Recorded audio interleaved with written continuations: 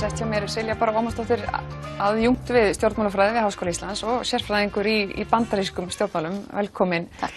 Silja, sko það gengur svo mikið á þarna vestra að það eiginlega erfitt að ákveða að byrja og ég sá einhver spjall þetta stjórnandinn í Ameríku talaði breaking news fatigue eða bara svona stór fréttaþreytu. Já.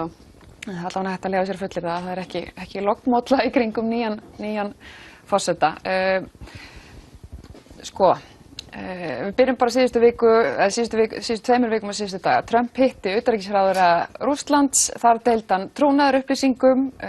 Það er búið að ákveða að skipa fyrrverandi forstjóra FBI til að stjórna rannsókn á mögulegum afskiptum Rússa af kosningabaráttunni. Segðu mér bara, hvað sérðu fyrir þér að gerist næst í þessu? Í þessu tiltekna máli þá það er töluvert stórt skref að skipa þennan saksóknara, rannsakanda yfir þessu máli vegna þess að það sem virðist hafa verið dropinn sem fyllti mælinn þegar að Trump ákveður að reka Comey sem var síðasti forstjóri FBI að það var einmitt að hann var að fara fram á auknar fjárveitingar til þess að halda áfram þessari rannsókn á afskiptum Rússa af kosningunum og það sem hefur verið að koma fram núna síðustu daga sem hefur alltaf bætist alltaf aðeins við þessa umræðu er að sýnir hvað Trump hafði ofboðslega lítið þol fyrir því að bara hans stjórn og kjör sæti einhverju gagnrýni. Þannig að það og sérstaklega síðan að það sé þessi maður að maður býst alveg við því að það verði það verður stuðningur beggja flokka við rannsókn þessa einstaklings. Þetta er eini maðurinn sem hefur verið skipaður af forsetum úr bæði demokrata og republikanaflokknum sem forstjóri FBI. Hann er eini maðurinn fyrir utan J. Edgar Hoover sem hefur setið lengur en 10 ár í því embætti. Það er svona, þessi Mueller, hann nýtur alveg gríðarlegar virðingar í Washington DC og þannig að það kannski hinliðin á þessu, ef hann finnur ekkert þá verður heldur ekki hægt að gagnrýna það.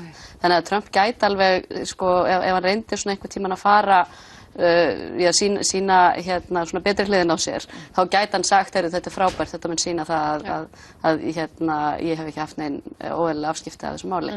En sko, bara svo við setjum þetta í eitthvað samhengi, sko, hversu oft gerist þetta að svona sérstakir saksóknarar séu skipaðir og séu að skoða í rauninni sitjandi forseta í embætti? Er þetta algengt? Já, þetta er ekki algengt. Þetta var svona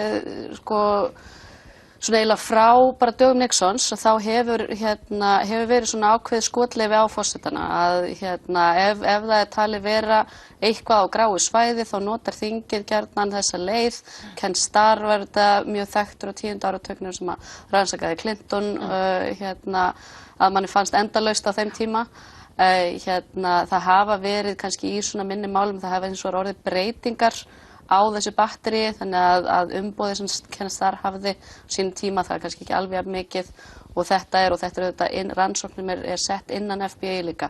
Þannig að þessi einstaklingur mun hafa, ef ég skilda rétt allavega leyfi til þess að hefja í raun og veru málsókn sem að rannsóknir á vegum þingsins hafa ekki.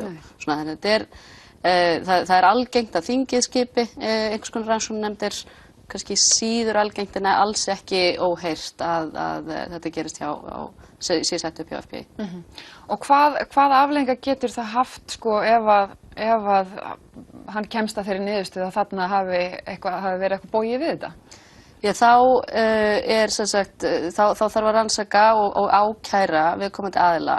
Það sem ég var að lesa eitthvað í gær að það væri möguleiki að Trump myndir nota ákveðnar reglur vegna þess að Mueller hefur verið í sjálfstæðum atvinnurekstri núna í einhvern tíma og hann er lögfræðingur og starfa á lögmannsstofu og þar hafa bæði Tillerson og Kushner verið í viðskiptum. Þannig að hann geti sagt að Mueller megi ekki rannsaka þessa 2 einstaklinga.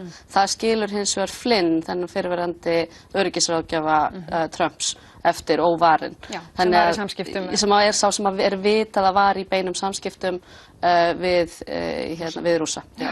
Þannig að mögulega er svona verið að henda honum, fórna honum til þess að verja hagsmuni einhverja annara en það getur sem sagt hann þarf ekki að gera þetta, að nota þessa reglugerð til þess að banna honum að rannsaka Tillerson og Kushner, en hann gæti gert það. Og þá auðvitað svona þrengist kannski þrengist rannsóknin strax aðeins og það verði þá bara Flynn sem að verði í raun og veru ákærður. Síðan ef að út frá því leiðir að Trump sjálfur hafi haft einhver afskipti, þá mögulega myndu þingmenn og ríkisstjórnin fara að íhuga sinn gang. Það er sem sagt 25. viðbótarákvæði stjórnarskrárinnar sem segir að varaforsetinn og helmingur ríkisstjórnarinnar getur krafist afsagnar forsetans og þá þarf það að fara inn í þingið og aftur til ríkisstjórnarinnar og síðan er hægt að fara með brot, þingið getur ákveðið að gera að ákæra forsetann fyrir brot á embættisskyldum og þá er það neðri fulltrúadeildin sem að í raun og veru rannsakar málið og sendir síðan til öldungadeildarinnar þar sem ákveður hvort brot sé að ræða. Og Clinton til dæmis fulltrúadeildin taldi ástæðu til þess að ákæra hann en það var ekki samþykkt í öldungadeildinni. Og það hefur aldrei orðið farið í gegnum bæði ekki í nútímanum sko. Nei. Þú talar hvort að Trump hafi í rauninni gert það sjálfur, haft afskipti af Rússunum. Er það nóg fyrir hann, er það nóg að hann hafi mögulega vitað af þessu og samþykkt þetta? Þarf hann að hafa verið sjálfur í samskipti við Rússa þetta í kosningunum í rauninni? Sko í kosningunum það held ég að það verði miklu meira matsatriði sko, hvort hann hafi reynt að fá Rússa til þess að gera eitthvað, hafi vitað af þessu, það er alltaf eitthvað sem að í raun og veru kemur miklu frekar á matsatriði, verður matsatriði fyrir ríkisstjórnina og þingið, hvort að þau geti treyst honum eftir þetta. Það er ekki meira að segja þetta sem hann velur að deila trúnaðarupplýsingum með utanríkisráðherra Rússa. Það er ekki föðurlandssvik vegna þess að það er ekki stríðsástand á milli þessara ríkja. Hann má sem forseti aflétta leynd en sem einstaklingur í framboði þá í raun og veru þá kannski er hann að beita óheiðarlegum aðferðum en það er ekki endilega lögbrot sem slíkt. Það eru þessi samskipti kannski frá því að hann er kjörinn þangað til hann tekur við embætti sem eru á hvað svona vafasömustu svæði. Sko, ef að hann færi illa út úr þessu öllu saman og yrði settur af, þá er varaforseti Bandaríkjanna, Mike Pence, sko, er ekki frekar líklegt að hann sé líka undir að einhverju leyti í þessari rannsókn eða er hann alveg... Já, það sem allavega hefur komið fram núna er að þeir vissu, teymið á bak við Trump vissi að Flynn hefði átt í þessum samskiptum við Rússana löngu áður en Flynn er skipaður sem öryggismálaráðgjafi og sá sem var yfir því teymi var Pence.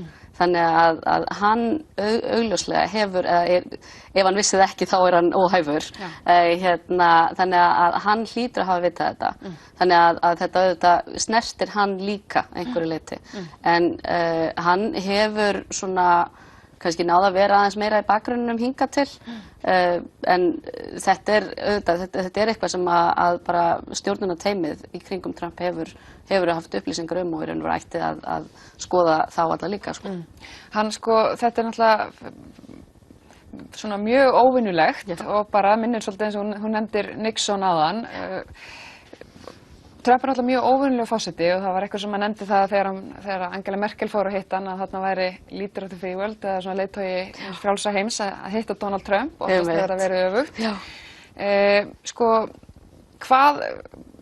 hann hefur breytt svolítið heimsmyndinni og þú segir Pence er mögulega, ef hann vissi þetta ekki þá er hann óhæfur, sko.